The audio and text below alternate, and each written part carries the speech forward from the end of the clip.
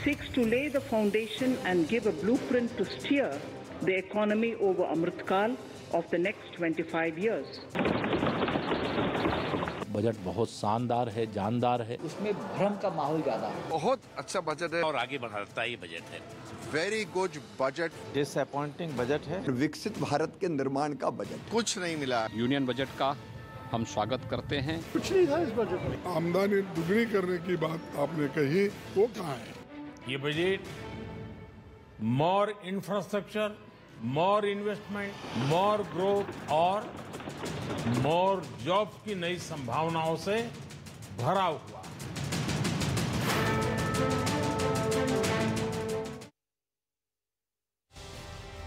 जी हां, zero budget versus दूरदर्शी budget. Zero budget कहा है राहुल गांधी ने, जीरो सम बजट सरकार की तरफ से कहा जा रहा है। दूरदर्शी बजट तो 2022 के बजट से देश को क्या मिला, आपको क्या मिला, हमें क्या मिला? ये सुपर पावर के ब्लूप्रिंट वाला दूरदर्शी बजट है या फिर zero sum budget, zero budget, जैसा कि राहुल गांधी इसे कह रहे हैं। आज मोदी सरकार ने देश के लिए 2022 का बजट पेश किया और 25 साल का ब्लूप्रिंट बता दिया। वित्त मंत्री निर्मला सीतारमण का यह चौथा बजट है।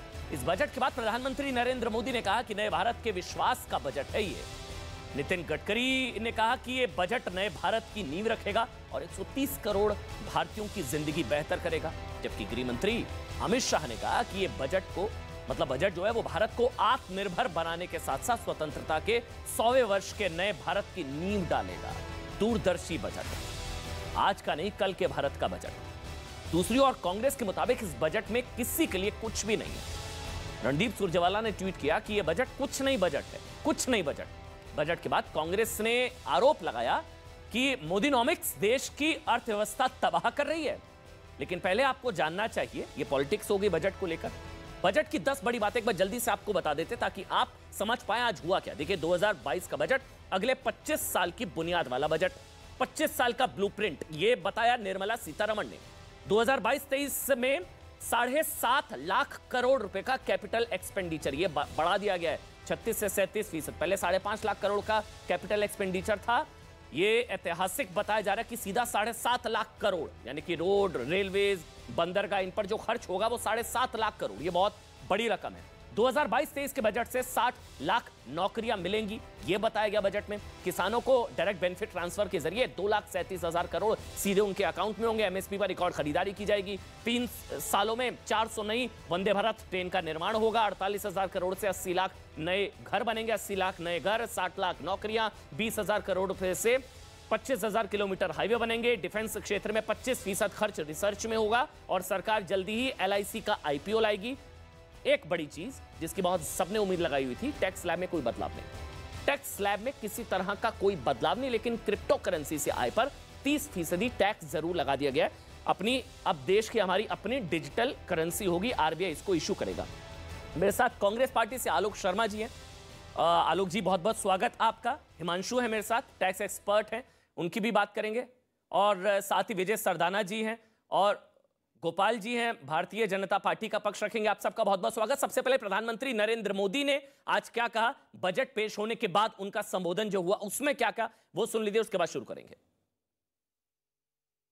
ये बजट अर्थव्यवस्था को मजबूती देने के साथ ही सामान्य मानवी के लिए अनेक नए अवसर बनाएगा।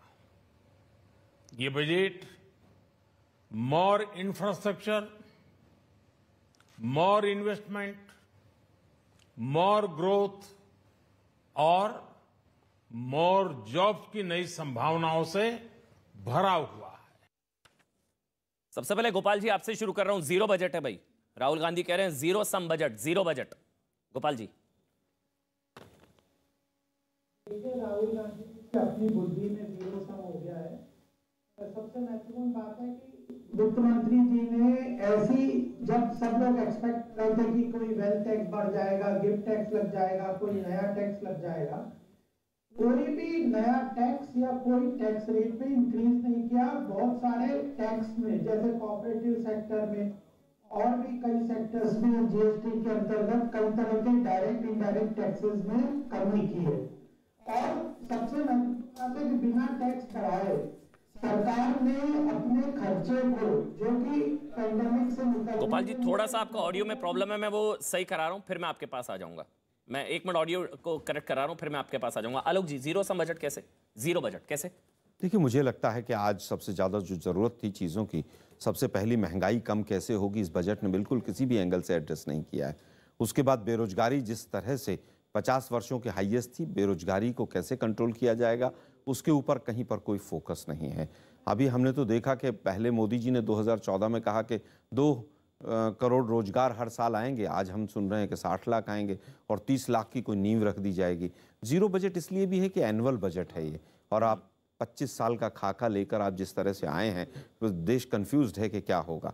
3 साल में ट्रेन चलेंगी, 5 साल में ये होगा। मोदी जी ने 2018 में कहा था किसानों की आय 2022 में डबल हो जाएगी, क्या वो डबल हो गई? ये केवल लुभावना बजट है, इसके अंदर कहीं पर कोई सच्चाई नहीं है दूर दूर तक। अभी मुझे याद आ रहा है 2010 के अंदर अरुण जेटली साहब की स्टेटमेंट थी कि इनकम टैक्स की लिमिट जो है वो 5 लाख होनी चाहिए, लेकिन वो 2.5 लाख से 2,51,000 अभी तक नहीं कर पाए ये लोग। Middle class, salaried class, senior citizens, कहीं पर कोई किसी तरह की राहत नहीं है। आप देखिए किस तरह से फिजिकल डेफिसिट जो है वो 7% के करीब है, जो एस्टीमेट है, लेकिन ये 9 से ऊपर चला जाएगा। आप देखिए किस तरह से एग्रीकल्चर का जो तमाम चीज़ें हैं, सब्सिडी, फूड की सब्सिडी 2.86 से घटाकर 2.06, फर्टिलाइज़र की सब्सिडी घटा दी, मनरेगा का बजट घटा दिया, एग्रीकल्चर का अलोकेशन घटा दिया। फिर उसके ऊपर से जो जिस तरह का बजट में क्रिप्टो करेंसी के ऊपर है, वो उसमें अंदर बिल्कुल पूरी तरह से डार्क है। जो बातें आप कह रहे हैं, इस हिसाब से अगर सोचा जाए तो चुनाव सर पर है, उसके बावजूद ये चुनावी बजट नहीं है। देखिए, बात चुनावी की और उसकी नहीं है। आप चुनावी बजट लाने को आपने किसी ने, अगर गरीब जनता का कोई फायदा हो रहा है या मिडिल क्लास का, सैलरीड क्लास का फायदा हो रहा है, तो किसी को आपत्ति नहीं। चुनावी बजट नहीं है। नहीं, मैं चुनावी बजट है कि नहीं है ये तो देश की जनता बताएगी। चुनाव सर पर, हर बजट के बाद सर मैं समझता हूँ, मैं तो हमेशा हर बजट के बाद एक बयान आता है ऑपोजिशन की तरफ से, चुनावी बजट, सर पर चुनाव थे तो घोषणाओं, लोक लुभावन। कम से कम ये है कि ये चुनावी बजट नहीं है। अब इसकी खामियां आप बता रहे हैं, उसका जवाब गोपाल जी देंगे, लेकिन कम से कम इतना आप कह रहे हैं कि ये चुनावी बजट नहीं है, चुनाव को लेकर एक फैसला नहीं है इस बजट में, और चुनाव की परवाह किए बगैर ये बजट है। चुनावी बजट है या नहीं है आलोक जी? मुझे तो ये लगता है कि पूरी तरह से सरकार का खजाना खाली है। जिस तरह से क्रिप्टो करेंसी को मान्यता देना, उसके ऊपर 30% टैक्स लगा देना, LIC को प्राइवेटाइज करना, IPO लेकर आना, SEZ के जो कानून हैं, नियम कायदे हैं, उनको बदलकर जमीन का आवंटन करना, मुझे लगता है कि सरकार का खजाना पूरी तरह से खाली हुआ पड़ा है, और उसी के माध्यम से अब की बार टैक्स सरकार वही चल रही नहीं। लेकिन 5.5 लाख से अगर 7.5 लाख करोड़ कैपिटल एक्सपेंडिचर किया गया, यही 2 लाख करोड़ के जरिए रेवड़ियां बांटी जा सकती थी। आप मेरा सवाल समझ रहे हैं? मैं समझ रहा हूं। एक मिनट आलोक भाई, जैसे होता है ना, हम लोग इतने साल से पत्रकारिता कर रहे हैं, आप इतने सालों से पार्टी का पक्ष रख रहे हैं, हमेशा होता है कि सर पर चुनाव होते हैं, 5-5 राज्यों में चुनाव है, सर पर चुनाव होते हैं तो रेवड़ियां बांट दी जाती है। मतलब ऐसा हुआ नहीं, यूपी चुनाव से पहले नोटबंदी हो गई थी, गुजरात चुनाव से पहले GST आ गया था। हमेशा होता है सर पर चुनाव होते हैं तो रेवड़ियां बांट दी जाती है, चुनावी सेहत का ध्यान रखा जाता है, देश की आर्थिक सेहत का बट्टा लगा दिया जाता है। इस मामले में उल्टा हो गया। आज आप इतना बोल पा रहे हैं क्योंकि ये चुनावी बजट नहीं है। अगर मैं गलत हूं तो बताइए, चुनावी बजट है या नहीं है ये? देखिए, हालत जिस तरह की अर्थव्यवस्था की है पिछले 2 वर्षों में, 4.5 करोड़ से ज्यादा लोग बिलो पॉवर्टी लाइन चले गए, उसके ऊपर कहीं एड्रेस किया है कि किस तरह से उनको बाहर लाया जाएगा? महंगाई जिस तरह से चरम पर है, आज होलसेल प्राइस इंडेक्स 14.23 है, उसको कैसे कंट्रोल किया जाएगा? इन्फ्लेशन कैसे कंट्रोल होगा, नहीं पता है। आज आप देखिए किस तरह से मनरेगा का तमाम जो गरीब, निर्मला सीतारमण से, एक मिनट में बीच में माफी के साथ, निर्मला सीतारमण जी से सवाल पूछा गया, उन्होंने कहा कि खाने पीने की जो महंगाई दर है वो 6% से ऊपर गई नहीं, यूपीए काल में 10% थी। तो सवाल कौन पूछ रहा है? 2014 से पहले 10% थी खाने पीने की महंगाई दर, और अभी जो है खाद्य पदार्थ खाने पीने की जो महंगाई दर है वो 6% से ऊपर कभी गई नहीं। बहरहाल ये उनका पक्ष है, आपका पक्ष है, मैं गोपाल जी का पक्ष ले लूं। नहीं, 2 चीजें हैं। एक तो बेस ईयर चेंज किया गया, और होलसेल प्राइस इंडेक्स 14.23 कल के इकोनॉमिक सर्वे में, निर्मला जी ने शायद पढ़ा नहीं होगा। ठीक है गोपाल जी, जीरो बजट, अब आप बोलिए, आपका ऑडियो अब सही हो गया होगा। Zero budget, zero sum budget, और आपने आलोक जी को भी सुना, कांग्रेस पार्टी का पक्ष रख रहे थे। सर देखिए, सबसे पहली बात मैं कहना चाहता हूं कि कांग्रेस का दिवालियापन हर चीज में दिख रहा है राहुल गांधी जी का। सबसे महत्वपूर्ण बात है कि सब लोग कह रहे थे कि वेल्थ टैक्स लग जाएगा, जीएसटी टैक्स लग जाएगा, ये कोई टैक्स जीएसटी तो पहले ही लगा हुआ, किसने कहा था? दिवालियापन तो आपका नजर आ रहा है मुझे मानसिक तौर पर। कांग्रेस की कोई एक स्टेटमेंट बताइए जिसमें कहा गया हो कि जीएसटी लग जाएगा। जीएसटी का तो इस बजट से लेना ही देना नहीं है। दिवालियापन तो आपका नजर आ रहा है, जिस तरह की शब्दावली आप इस्तेमाल कर रहे हैं। मुझे बताइए ना, इस बजट से बेरोजगारी कैसे दूर होगी जो 45 वर्षों की हाईएस्ट है? सिलेंडर कितना सस्ता होगा जरा बता दीजिए आप मुझे। सुन लीजिए, ठीक है, चलिए आपको मैं दो बार जिस तरह की शब्दावली का इस्तेमाल किया मैंने, उसी शब्दावली में उनको उत्तर दिया। ठीक, दिवालियापन पूरी सरकार का हो गया। एक एक करके बोलने 4.5 करोड़ लोग बेरोजगारी रेखा से नीचे चले गए एक साल के अंदर। नवंबर में 52 लाख लोग बेरोजगार हो गए और ये कह रहे कांग्रेस दिवालिया हो गई। आपकी बात पूरी हो चुकी है। हो गई आलोक जी की हो गई। अब आप बोलिए गोपाल जी, अब आप बोलिए। बात ये है, हाँ, सबसे महत्वपूर्ण बात है कि बिना किसी टैक्स को इंक्रीज किए हुए, ना डायरेक्ट ना इनडायरेक्ट टैक्स किसी भी तरह सरकार ने नहीं बढ़ाया, जबकि सब लोग एक्सपेक्ट कर रहे थे कि सरकार को पेंडेमिक से जूझने के लिए और खर्चा बढ़ाने के लिए टैक्स कुछ ना कुछ बढ़ाने पड़ेंगे। वो कोई भी चीज नहीं बढ़ाई इस बार, और उसके बाद भी सरकार ने 35% अपना खर्चा बढ़ाया है, चाहे वह गति शक्ति के माध्यम से हो, प्रधानमंत्री आवास योजना के माध्यम से हो, पीएलआई के 14 सेक्टर पे सपोर्ट के माध्यम से हो, एमएसएमई सेक्टर के लिए क्रेडिट गारंटी के एक्सटेंशन के माध्यम से 2.5 लाख करोड़ का बढ़ोतरी की गई है। अर्बनाइजेशन का कितना महत्वपूर्ण सरकार ने यहाँ पे बताया, टियर 2 और टियर 3 सिटीज के लिए कितने सारी स्कीम्स सरकार ने घोषित की है। तो 35% इंक्रीज करा है इंफ्रास्ट्रक्चर ग्रोथ में बिना किसी टैक्स को बढ़ाए हुए। ये मैं सबसे महत्वपूर्ण बात मानता हूँ। और उसके कारण जिस तरह से जब निर्मला जी ने कहा कि ये बजट एट 75 अमृत काल 100 साल तक पहुंचने के लिए एक रोड मैप ब्लूप्रिंट है, उसके लिए एक महत्वपूर्ण मील का पत्थर साबित होता हुआ यह बजट है, इसकी कंटिन्यूटी है। एक सवाल ले रहा हूं आपसे, मेरे साथ रजत सेठी भी जुड़ गए हैं। गोपाल जी, एक सवाल ले रहा हूं, मतलब हम लोग उम्मीद लगा बैठे थे कि इनकम टैक्स स्लैब में कुछ बढ़ोतरी हो जाएगी, 2.5 का 3 या 4 या 5। आप कह रहे हैं कि टैक्स स्लैब में छूट तो छोड़िए, टैक्स बढ़ाया नहीं, यही एहसान है? नहीं देखिए, आप तो छूट की उम्मीद लगाए बैठे थे, आप कह रहे हैं टैक्स बढ़ाया नहीं, यही एहसान है? नहीं, मैं बता रहा हूँ टैक्स घटाए, कोऑपरेटिव सेक्टर के लिए सरचार्ज घटाया है, और भी कई स्टार्टअप के लिए टैक्स घटाया है। जो कंसोर्टियम करके जो ग्लोबल इन्वेस्टमेंट के लिए हमारी कंपनियां जाती है, उनके कंसोर्टियम के लिए भी टैक्स रेट घटाया है। इनकम टैक्स स्लैब की अगर इनकम टैक्स स्लैब में कोई परिवर्तन नहीं किया गया, 2.5 लाख का 2.5 लाख रखा गया, वो उम्मीद थी। चलिए, आप कह रहे हैं कि कोरोना काल और सरकार की जेब टाइट, लेकिन आप कह रहे हैं टैक्स बढ़ाया नहीं, यही बहुत बड़ी चीज है। वो 2.5 का 2 हो सकता था। बता रहा हूँ ना पूरी बात। जीएसटी के देखिए, जब जीएसटी लागू हुआ था 2016 में, तो अरविंद सुब्रमण्यम उस वक्त चीफ इकोनॉमिक एडवाइजर थे, उनकी एक कमेटी बनी थी। उन्होंने कहा था एवरेज जीएसटी टैक्स रेट 15.5 और 15.5% न्यूट्रल जीएसटी न्यूट्रल रेट होगा। आज हमने उसको धीरे धीरे सक्सेसिवली जीएसटी के रेट को 11.6% कर दिया है, और फिर भी 1,41,000 करोड़ का टैक्स कलेक्शन हुआ है जीएसटी के अंतर्गत। कॉर्पोरेट टैक्स भी बढ़ा है। तो मैं कह रहा हूं हायर कंप्लायंस, ट्रांसपेरेंसी, एफिशिएंसी, इन सबको बढ़ाते हुए एक इकोनॉमिक मॉडल पे हम चले, करप्शन फ्री मॉडल पे चले, लीकेजेस कंट्रोल किए, सब्सिडी बढ़ाई है, जो अलग अलग स्कीम्स के लिए प्रधानमंत्री के आवास योजना के लिए 48,000 करोड़ बढ़ाया, 2.5 लाख करोड़ एमएसएमई सेक्टर के लिए बढ़ाया, 2.5 लाख करोड़ इंफ्रास्ट्रक्चर के लिए गति शक्ति में बढ़ाया है, 1 लाख करोड़ स्टेट्स को इंफ्रास्ट्रक्चर डेवलपमेंट के लिए दिया। कितने प्रावधान में बताऊं, ये सब चीजें कोई छोटी है क्या? कितनी बड़ी बदलाव लेके आए इस बजट में, और यह अपने आप में भारत को आर्थिक महाशक्ति 2047 के पहले बनाने के लिए एक कंप्लीट रोड मैप है, जो कि बहुत महत्वपूर्ण है, जो अर्थव्यवस्था को समझते हैं। इसीलिए मैं कहता हूं कि राहुल गांधी का दिवालियापन है कि उन्हें ना अर्थव्यवस्था समझ आती है, ना वो किसी बात को सुनने को तैयार है। अब आलोक जी बोलेंगे, 30 सेकंड आप जवाब दीजिए, उसके बाद मैं रजत सेठी, हिमांशु जी और विजय सरदाना, आप तीनों का कमेंट लूंगा। पहले आप आलोक जी जवाब दे दीजिए। दिवालियापन तो देश का कर दिया इन लोगों ने, अर्थव्यवस्था की जो हालत कर दी है नोटबंदी के बाद से और गलत इंप्लीमेंटेशन ऑफ जीएसटी के बाद से, पूरा देश देख रहा है दिवालिया कौन है। और किस तरह से जो लुभावने भाषण दिए गए कि हवाई चप्पल वाले हवाई जहाज में चलेंगे, कर दिया उल्टा कि हवाई जहाज में जो लोग चल रहे थे वो हवाई चप्पल में आ गए। इन्होंने अभी कहा सब्सिडी हमने बढ़ा दी। मैंने 4 सब्सिडी जो सीधे सीधे गरीब आदमी से जुड़ी हुई थी, चारों की चारों सब्सिडी कम कर दी इन लोगों ने।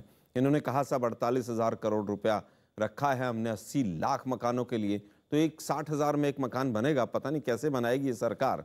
इन्होंने कहा कि सब 3 करोड़ हम नलकूप लगाएंगे। वो बजट कहाँ से आएगा? रूरल डेवलपमेंट मिनिस्ट्री से आएगा, कौन से आएगा मुझे नहीं पता है। एजुकेशन का भी बजट ऑलमोस्ट उतना ही है जितना पिछली बार था। रक्षा का बजट लगातार पिछले 3 वर्षों से घट रहा है और उसमें भी कह दिया 25% R&D पे चला जाएगा। तो जो नेट बजट है वो कहाँ जाएगा? आज पूरी तरह से हम कंफ्यूज्ड है पूरा देश कि ये बजट 25 साल का है या ये बजट 1 साल का एनुअल बजट है। ये चुनावी नहीं है कम से कम। नहीं, चुनावी है कि नहीं वो तो जनता तय करेगी। आज मतलब मुझे केवल नहीं, मैंने सीधा पूछा। हमेशा हम 2 चीजें कहते हैं, तो पॉपुलिस्ट होता है बजट या रिफॉर्मिस्ट होता है सर? मैंने सीधा पूछा कि भाई बजट में महंगाई कैसे कम होगी, जरा बता दीजिए 4 एग्जांपल्स आपके लिए महंगाई कम हो जाएगी। पहले मैं विजय सरदाना जी के पास जाऊंगा, फिर मैं रजत सेठी और हिमांशु, फिर मैं आपके पास आऊंगा। विजय सरदाना जी, जीरो बजट या दूरदर्शी बजट, ये 2 ही है। एक है कुछ नहीं बजट, एक है बहुत अच्छा बजट। किस तरफ हैं आप विजय सरदाना जी?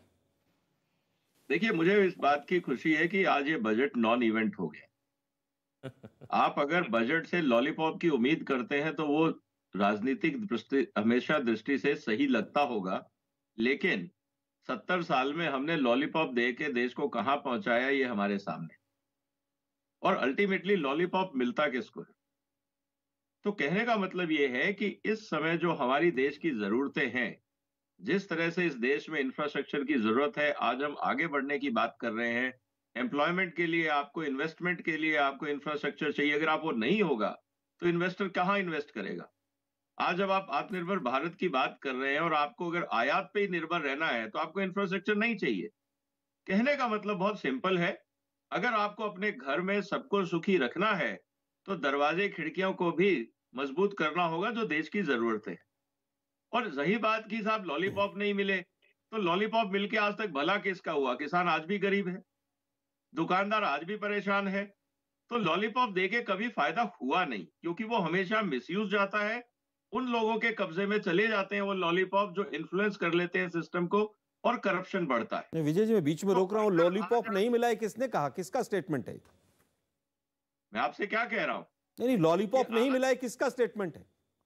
जिसके आप पूरा ज्ञान पेल रहे हैं जिसपे, ये किसका स्टेटमेंट है? ज्ञान पेल रहे हैं ये आपको परेशानी नहीं होनी चाहिए ना, आपसे बात हो नहीं रही। नहीं साहब, मैं पूछ रहा हूँ लॉलीपॉप नहीं मिला है किसका स्टेटमेंट है, जरा बताएंगे आप? आप तो अर्थशास्त्री हैं साहब। मैं कह रहा हूं आपको, किसको लॉलीपॉप मिला? आप कह रहे हैं किसका स्टेटमेंट है ये मेरा है। नहीं, आप मेरा स्टेटमेंट। क्या किसी विपक्ष ने या किसी ने भी कहा कि लॉलीपॉप नहीं मिला इसमें? अच्छा, मिला है क्या? 4.5 करोड़ लोग 1 साल के अंदर, बेरोजगारी दर इतनी हाईएस्ट है और लो पॉवर्टी लाइन चले जाएं। आप कह रहे हैं साहब 70 साल में तो लॉलीपॉप बजट थे, तो मोदी जी भी 6 साल से लॉलीपॉप बजट दे रहे थे।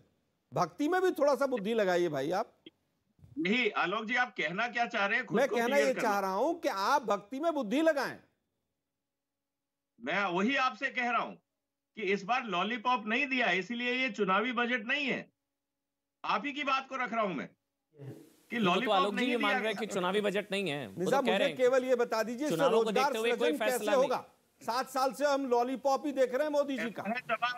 ऐसा है, मोदी जी 15 लाख से शुरू हुए थे और वो फिर नया भारत, फिर 2022 का भारत, 2022 में सबको मकान मिल जाएंगे। और आज उन्होंने कहा कि साहब हम 80 लाख मकान देंगे बस। आलोक भाई, गोपाल जी से लड़िएगा ना, बीजेपी का पक्ष क्यों रख रहे हैं? वो विजय सरदाना वो हार्डकोर, वो गोपाल जी से ज्यादा इकोनॉमिस्ट है, वो तो इकोनॉमिस्ट है। बीजेपी गोपाल जी से लड़िएगा ना, अर्थशास्त्रियों से क्यों लड़ रहे हैं? वो बैठ नहीं सकते टीवी चैनल्स पे जो बीजेपी की हम भी इकोनॉमिस्ट हैं, हम भी सीधा पूछ रहे हैं कि साहब वो 2022 में सबको मकान मिलना था, उसका क्या हुआ?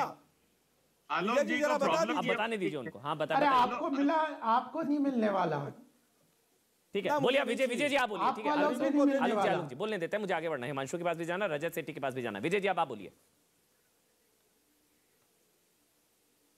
36 लाख करोड़ रुपए बजट में एलोकेट हुआ है, जो स्पेंड होगा देश में, क्या उससे रोजगार नहीं आएगा? अभी 7 साल से क्यों नहीं आ रहा? जितना पैसा 7 साल से रोजगार क्यों नहीं आ रहा? 50 साल के से बेरोजगारी दर हाईएस्ट क्यों बनी हुई है? अगर लॉलीपॉप कौन दे रहा है? सर्वे पढ़ लो, इकोनॉमिक सर्वे के हिसाब से आपके आंकड़े बढ़े हैं, रोजगार बढ़ा है इस देश में। ओहो, रोजगार बढ़ा है। सीएमआई के आंकड़े पढ़ लीजिए, 52 लाख रोजगार चले गए नवंबर में। ऐसा है, सीएमआई के आंकड़े पढ़ लीजिए। अरे आलोक जी, आपको 1 to 1 अगर इतना कुछ हो रहा है कि रोजगार जो है, पुलिस वाले वहां पर हॉस्टल में जाकर लड़कों की जबरदस्ती वहां पर अपॉइंटमेंट लेटर दे रहे हैं, तो ये आंकड़े झूठ क्यों बोल रहे हैं? चलिए ठीक है आलोक जी, अब मैं आगे, अब विजय जी को बोलने तो दीजिए। आप बोलिए विजय सरदाना, आप मत बोलिएगा आलोक जी, रिक्वेस्ट कर रहा हूँ, क्योंकि मुझे रजत के पास भी जाना है और हिमांशु के पास भी जाना है। ठीक है गोपाल जी, मैं देख रहा हूँ। हाँ विजय सरदाना, अगर सब कुछ बंद है तो जीएसटी तो कंजम्पशन टैक्स है ना सर। फैक्ट्रियां चल रही होंगी तभी तो जीएसटी मिल रहा है, माल बिक रहा है तो जीएसटी मिल रहा है। अगर सब कुछ ही देश में बंद है कांग्रेस के हिसाब से, तो ये जीएसटी क्या पाकिस्तान ट्रांसफर कर रहा है या चाइना? इसके साथ आपका क्यों है? कौन दे रहा है जीएसटी इस देश में? कहने का मतलब ये है कि आलोक जी ऐसे नहीं ना, आपस में नहीं ना, मैं सवाल पूछूंगा ना, फिर उसके बाद आलोक जी सवाल मैं पूछूंगा ना, अब मैं सवाल पूछूंगा ना। आलोक जी रुकिए ना, हो गया विजय जी, मैं अब आगे रजत सेठी, उसके बाद हिमांशु, उसके बाद आलोक जी आप बोलिएगा और गोपाल जी बोलिए, एक एक करके। जीएसटी का रेट भी कम किया है। ठीक एक मिनट रजत ऑक्सीजन भी जीएसटी लगा के पैसे इकट्ठे कर लिए आप लोगों ने, ट्रैक्टर के टायर को तक को नहीं छोड़ा। चलिए रजत सेठी, एक तरफ है कुछ नहीं बजट आलोक जी के हिसाब से, कुछ नहीं बजट, जीरो बजट, और सरकार के हिसाब से दूरदर्शी बजट, नए भारत का बजट, किस तरफ है, कैसा है बजट? देखिए, मैं युवाओं की तरफ हूं और ये राजनीतिक दल तू मैं करते रहेंगे। इसमें जो देश का जो भविष्य है उसमें युवाओं का जो महत्वपूर्ण भूमिका है, वो किस तरह से अपने रास्ते को खुद बनाएगा, वो राजनीति के बावजूद होगा, राजनीति की वजह से नहीं होगा। ये तो चीज मैं स्पष्ट कर दूं। इसलिए जितने भी राजनीतिक इकोनॉमिस्ट बन के आए हैं, वो थोड़ी देर बाकियों को भी सुनने की हिम्मत भी रखें। 2-3 चीजें हैं।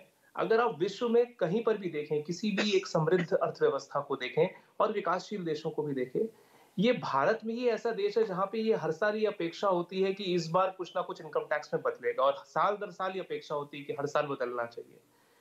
किसी भी और देश में एक प्रेडिक्टेबिलिटी होती है इनकम टैक्स को लेकर भी। हम लोगों को डर जरूर होता है क्योंकि हमारी महत्वाकांक्षाएं ऐसी शेप की गई ऐसी कॉन्वर्सेशंस के साथ कि हर साल आप एक्सपेक्ट कीजिए अरे इस बार लिमिट बढ़ा दी जाएगी, स्टैंडर्ड डिडक्शन बढ़ा दिया जाएगा। बाकी देशों में ऐसा नहीं होता। एक 10 वर्ष का प्रेडिक्टेबल डायरेक्ट टैक्स का स्ट्रक्चर रहता है जिसको फ्रीज करके रखा जाता है और इंश्योर किया जाता है, और बड़ा प्रोस्पेक्टिव टैक्सेशन, प्रोग्रेसिव टैक्सेशन माना जाता है, जिसमें कि आप ऐसे लोग जो कि एक सैलरी युक्त समाज से आते हैं या बिजनेस कम्युनिटी से आते हैं, वो सब अपने कंट्रीब्यूशन इनकम टैक्स के लाके जो समाज में गरीब वर्ग है उनमें आवंटित किए जा सके, डिस्ट्रीब्यूट हो सके। इसलिए मैं आपके दर्शकों को भी ये बताना चाहूंगा कि ये हम लोग जो ये हर साल की अपेक्षा रखते हैं कि इस बार इनकम टैक्स कम हो जाएगा, इसको इस अपेक्षा के बियॉन्ड भी बजट को एनालाइज करने की जरूरत है, नंबर 1। नंबर 2, देश में अगर प्राथमिकता जॉब्स की है तो मुझे कांग्रेस की भी पार्टी के इकोनॉमिस्ट बैठे हुए, इन्होंने भी बहुत ज्यादा सालों से राज किया है, इस देश का क्या किया है उसके पीछे इनके पास प्रूफ है, इनको बोलने की आवश्यकता नहीं है कि क्या किया क्या नहीं। इन्हीं के राज में रेट्रोस्पेक्टिव टैक्सेशन भी आया था जिसकी वजह से कितनी इंडस्ट्रीज इंपैक्ट हुआ, कितना ग्रोथ इंपैक्ट हुआ। इनको ये भी मालूम है 2012-13 में जब टेपर टैंट्रम हुआ था जिसकी वजह से जबरदस्त तरीके से कैपिटल का फ्लाइट हुआ था, भारत से बाहर कैपिटल गई थी, कई सारी नौकरियां चली गई थी उस दौरान, और साथ ही साथ इन्फ्लेशन की दर 2013-14 में मूलतः वह कारण था जिसकी वजह से यूपीए सरकार पावर में नहीं आ पाई 2014 में। तो ये सब फंडामेंटल चीजें आज की डेट में देश का युवा ये चाहता है अपने देश के प्रधानमंत्री से और देश के वित्त मंत्री से कि नंबर 1, मैक्रो पिक्चर को स्टेबल किया जाए। मैक्रो अगर स्टेबल होगा तो निवेश आएगा इस देश में, इस देश में निवेश आएगा, स्टार्टअप्स, आपकी रेगुलर बिजनेसेस, इन सब में कैपिटल आएगा। इन सब में कैपिटल आएगा तो कैपिटल इन्वेस्ट होगा, कैपिटल इन्वेस्टमेंट होगा, कैपिटल एक्सपेंडिचर्स होंगे और उनकी वजह से परमानेंट नौकरियां क्रिएट होंगी। आज जो ये रोड मैप प्रेजेंट किया गया है, मुझे लगता है ये किसी लोक लुभावन टाइप का बजट जो एक एंटिसिपेटरी रहता है, एक पॉलिटिकल क्लास हमेशा ये चाहता है अरे इलेक्शन है, जीतने के लिए एक शॉर्ट टर्म एजेंडा के साथ चलने की कोशिश करता है। ये ग्रोथ का बजट है।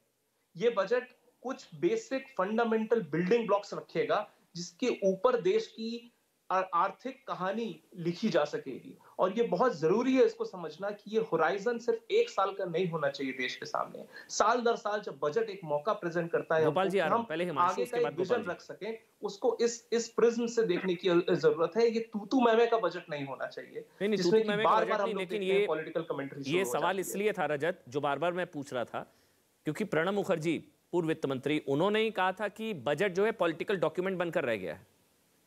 ये परंपरा भी टूट रही है, क्योंकि विजन की ये परंपरा भी टूट रही है ना कि सर पर 5 राज्यों का चुनाव है, लेकिन बजट में एक फैसला चुनावों से रिलेटेड नहीं है। हम चाइना से कंपटीशन कर सकें। चाइना हमेशा 100 साल की विजन को लेके चलता है। अगर कोई आज सरकार उठ के आ रही है और कह रही है हम विजनरी पॉलिसी डॉक्यूमेंट लेकर आएंगे, तो कांग्रेस पार्टी को उसमें भी समस्या क्यों होती है? आपके पास कई राज्यों में ऑल्टरनेटिव पॉलिसी विजन लेकर आइए ना। ठीक है, विजन डॉक्यूमेंट आपके हिसाब से ये भविष्य का। हाँ, एक मिनट आलोक जी, हिमांशु बहुत देर से वेट कर रहे हैं। कांग्रेस को दिक्कत इसलिए कि 10 साल में 7.1% जीडीपी ग्रोथ रेट था और 400 रुपए में सिलेंडर जब मिल रहा था तो आप जैसे लोगों को महंगा लग रहा था, 1000 रुपए में सस्ता लग रहा है। पिछले 2 साल के अंदर, अरे साहब पिछले 2 साल के अंदर चाइना से इंपोर्ट 46% बढ़ गया, मनरेगा में रजिस्ट्रेशन 47% बढ़ गया।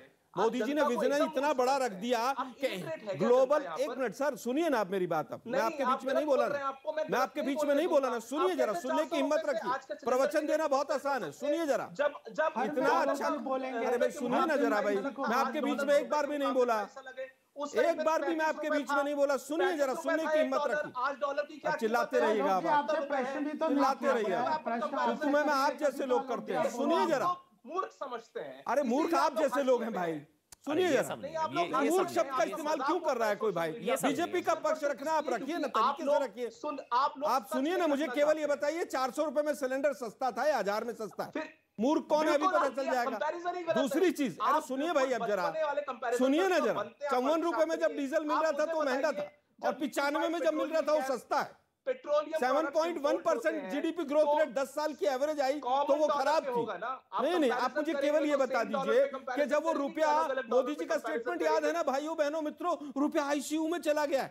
जब वो रुपया की तुलना में डॉलर 54 रुपए का था तब तो महंगा था और 75 में सस्ता है। मैं आपको बताऊं, गजब कर रहे हैं यार आप लोग। मतलब मोदी नामा पढ़ना है तो कम से कम सोच समझ के तो पढ़िए, नॉन स्टॉप बोलते हैं आप लोग। 50 रुपए तक पहुंचा था। अरे भाई बता दीजिए ना, 54 रुपए में था 26 मई 2014 को, आज 75 रुपए से ज्यादा है।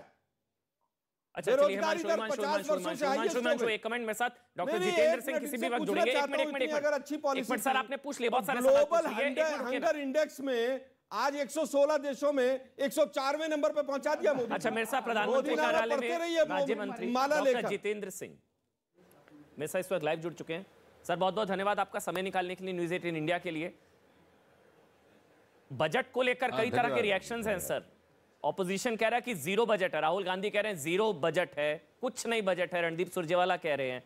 मतलब रिएक्शंस बहुत ज्यादा हैं बजट को लेकर कि उम्मीदें बहुत ज्यादा थी लेकिन हाथ कुछ नहीं आया आम लोगों के। डॉक्टर जितेंद्र सिंह, देखिए सबसे पहली बात तो ये है जी कि आप क्या अपेक्षा करते थे या तवक्को करते थे कि वो तारीफ करेंगे, ताली बजाएंगे कि बहुत अच्छा बजट पेश कर दिया मोदी जी ने, मोदी सरकार ने। इलेक्शन का मौसम है, उनकी तो आदत ही ऐसी है। और लेकिन अफसोस इस बात का है कि मुझे लगता है कि उन्होंने शायद बजट का अध्ययन भी नहीं किया, पूरी तरह से बजट की स्पीच को सुना भी नहीं होगा ध्यान से, बाद में पढ़ने का भी समय नहीं लगा होगा। और यह भी मुमकिन है कि बजट पेश होने से पहले ही यह तय कर दिया गया था कि क्या स्टेटमेंट देनी हो, पहले से ही स्टेटमेंट लिख ली गई होगी। तो ये सारा पॉलिटिकल, लेकिन वो ये बात भूल रहे हैं कि अब हिंदुस्तान में एक नई संस्कृति आ रही है, नया पॉलिटिकल कल्चर। आज का बजट, जैसे मैंने अभी थोड़े समय पहले कह रहा था कि यदि उसको एक वाक्य में कहा जाए, futuristic budget with scientific vision.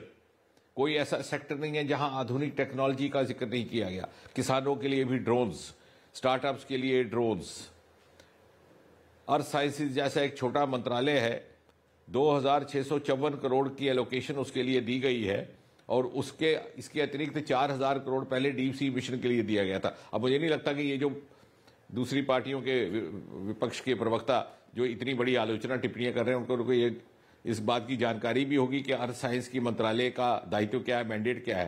क्योंकि आने वाले समय में भारत की जो अर्थव्यवस्था है वो भारत के जो ओशन रिसोर्सेज हैं समुद्र में छिपी हुई जो हीरे जवाहरात है उसके ऊपर निर्भर करने वाली है। ये सोच मोदी जी में के जहन में आई है। इस तरह से ये बजट का निर्माण किया गया है।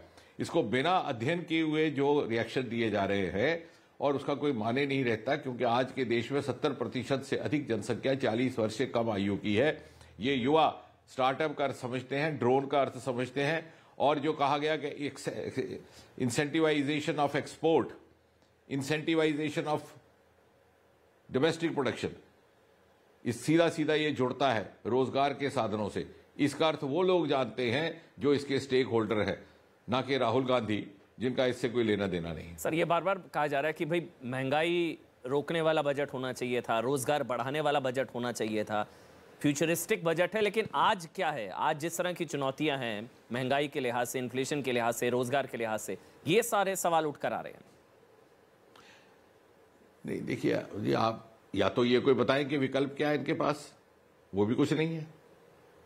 या तो ये कोई शैडो बजट प्रेजेंट करके दिखा दें, वो भी कुछ नहीं है। और फिर ये कहा जाता है कि आम आदमी को क्या मिला। अरे साहब, आम आदमी की परिभाषा क्या है? क्या वो आम आदमी पार्टी के सदस्यों को आम आदमी समझते हैं? क्या किसान आम पार्टी नहीं है जिसका बजट में उल्लेख किया गया? क्या एमएसएमई का इस्तेमाल करने वाला आम आदमी नहीं है? क्या युवा आम आदमी नहीं है? क्या स्टार्टअप आम आदमी नहीं है? क्या वो सरकारी कर्मचारी जिसके लिए पेंशन स्कीम का एक प्रावधान लाया है वित्त मंत्री ने, क्या वो आम आदमी नहीं है?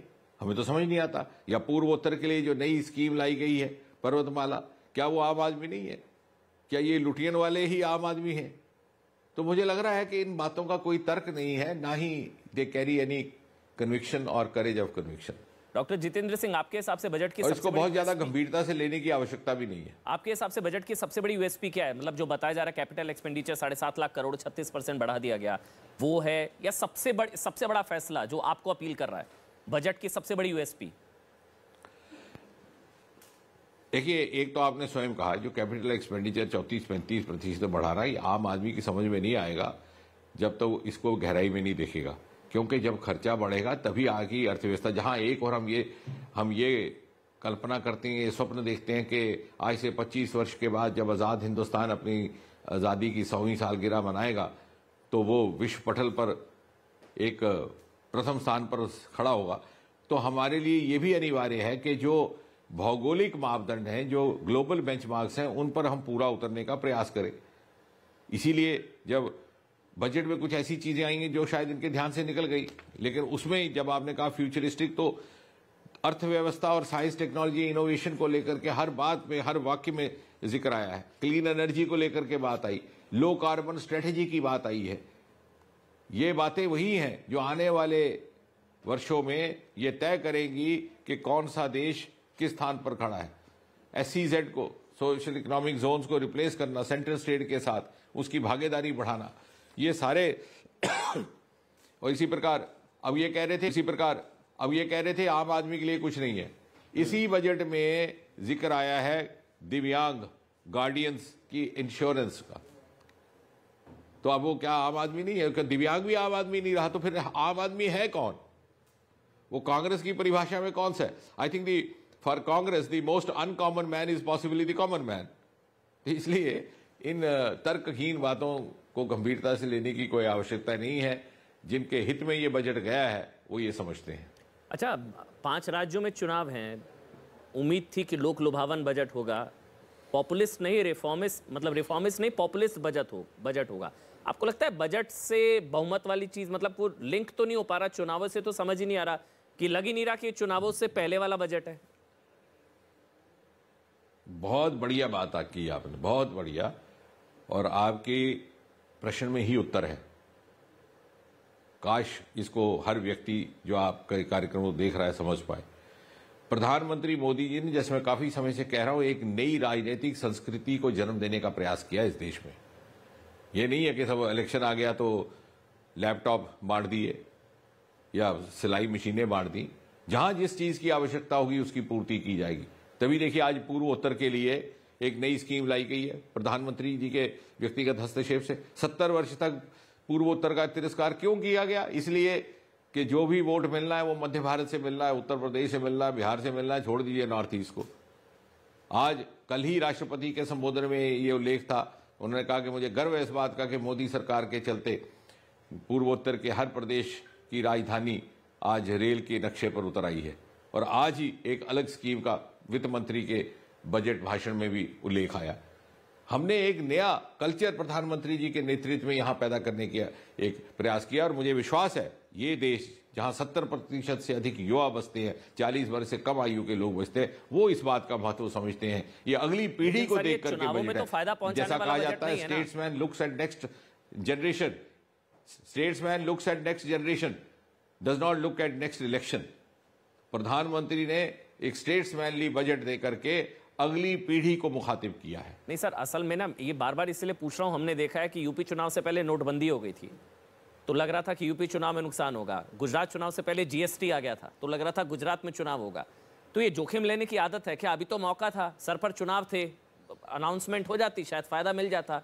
ये चुनावों में फायदा ना पहुंचाने वाला बजट है, बल्कि चुनावों में नुकसान कुछ किया ही नहीं। यही तो हट के बात है। इसके लिए साहस चाहिए, courage and courage of conviction. क्योंकि हमने जो बात की, जैसे मैंने कहा, जहां जिस चीज की आवश्यकता है उसकी पूर्ति करनी है। ये नहीं है कि चुनाव आ गया तो मुफ्त के लैपटॉप बांटने शुरू कर दे। फिर क्या फर्क रहा कांग्रेस पार्टी और भारतीय जनता पार्टी में? जो पार्टी विद ए डिफरेंस आप कहते हैं पत्रकार मित्र, इसीलिए तो कहते हैं हमें। नहीं, इनकम टैक्स स्लैब भी सर, वो तो उम्मीद थी। एक आखिरी सवाल, इनकम टैक्स स्लैब को लेकर बहुत उम्मीद थी, कोरोना काल था, कितने लोग घर पर बैठ गए, नौकरियां चली गई, वर्क फ्रॉम होम, बहुत लोगों की नौकरियां चलेगी, बहुत मतलब इनकम जो पैरामीटर वो भी कम हुआ। कोविड के बावजूद एक ऐसा बजट दे रहा जिसमें टैक्स की दर बढ़ाई नहीं गई और फिर भी अर्थव्यवस्था को तलमलाने से रोकना। और ये भी हम ना भूलें कि इस सारे 2 साल के दौर में से भारत एक उदाहरण के तौर पर सारे विश्व के लिए उभर करके आया है। जिस प्रकार से सारे विश्व को ये शंका थी कि भारत की अर्थव्यवस्था डगमगा जाएगी, सारा ढांचा डगमगा जाएगा, 135 करोड़ का देश इस आपदा का सामना नहीं कर पाएगा, आज उसी भारत ने किस प्रकार से अपनी अर्थव्यवस्था को चल मनाने से रोकना का एक सफल प्रयास किया है, उसकी मिसाल, उसका रोल मॉडल दुनिया के सामने रखा है। हमने इलेक्शन देख करके कोई व्यवस्थाएं नहीं बनाई है, अगली पीढ़ी को देख करके व्यवस्थाएं बनाई हैं। और मोदी जी एक नई राजनीतिक संस्कृति को इस देश में इंट्रोड्यूस करने का प्रयास कर रहे हैं। बस एक आखिरी सवाल, मिस्ड अपॉर्चुनिटी नहीं है क्या? मैं बार बार वही पूछ रहा हूं। अभी चुनाव है, अभी मतदान है 20 तारीख को, मिस्ड अपॉर्चुनिटी नहीं है आप लोगों के लिए? हरगिज नहीं है, क्योंकि 10 मार्च को जब इसका परिणाम निकलेगा तो आपको भी समझ आएगा कि ये देश जहां 70% से अधिक युवा बसते हैं, वो तर्क से चलते हैं, वो समझते हैं कि किस भाव और किस नीयत से ये बजट लाया गया है। बहुत बहुत धन्यवाद डॉक्टर जितेंद्र सिंह, प्रधानमंत्री कार्यालय में राज्य मंत्री। आपने समय निकाला न्यूज़ 18 इंडिया के लिए, डंकी की चोट पर के लिए बहुत बहुत धन्यवाद सर आपका, बहुत बहुत धन्यवाद। हिमांशु, आप अपनी बात रख लीजिए, उसके बाद मैं आलोक जी आपके पास आऊंगा। मुझे पता आप बहुत देर से सुन रहे थे, बोलना चाह रहे, लेकिन पहले हिमांशु क्या था, मतलब देखिए सरकार के पास क्या जो जेब में पैसा नहीं था खर्चने के लिए, क्या था? फिस्कल डेफिसिट रीजन है, क्या है? मतलब टैक्स स्लैब या कुछ और तरीके से कुछ किया जा सकता था, क्यों नहीं किया गया? इसमें 2 चीजें हैं। हाँ। एक तो आपको मिडिल क्लास को जरूर देखना पड़ेगा और दूसरा जो बजट है उसको अलग तरीके से देखना होगा, क्योंकि आप केवल हर चीज को बजट के हिसाब से तौलेंगे तो मेरे हिसाब से वो सही नहीं है। मुझे लगता है कि जो कोरोना अभी महामारी गया है और अभी चल ही रहा है उस तरह से, तो जिस हिसाब से एक तो इन्फ्लेशन की प्रॉब्लम थी, जॉब की प्रॉब्लम थी और उसके अलावा जो महंगाई है कहीं ना कहीं है, तो मिडिल क्लास जो सैलरी क्लास है वो एक्सपेक्ट कर रहा था, वो कहीं वो कोई गलत एक्सपेक्टेशन नहीं थी। या ये आप कहेंगे कि अगर उसकी एक्सपेक्टेशन थी 5 साल में एक बार है, ये सही, मतलब ये सही जस्टिफिकेशन नहीं होगा। तो उसकी जो एक्सपेक्टेशन थी बहुत इंपॉर्टेंट थी। और क्योंकि सरकार पर मार है तो महंगाई की मार तो हमारे पर भी है ना। 100%। हम भी उम्मीद लगाए बैठे थे कि 2.5 3 4 5 बेसिक एक्सपेक्टेशन थी। अब बात करते हैं ओवरऑल बजट की। उसमें कोई डाउट नहीं है कि एक बहुत लॉन्ग टर्म बात की गई है, इन्वेस्टमेंट की बात की गई है, जिस इन्वेस्टमेंट की वजह से हो सकता है कि जो लास्ट माइल बात किया जा रहा है वहां पे जॉब क्रिएशन होगा, लेकिन उसमें टाइम लगेगा।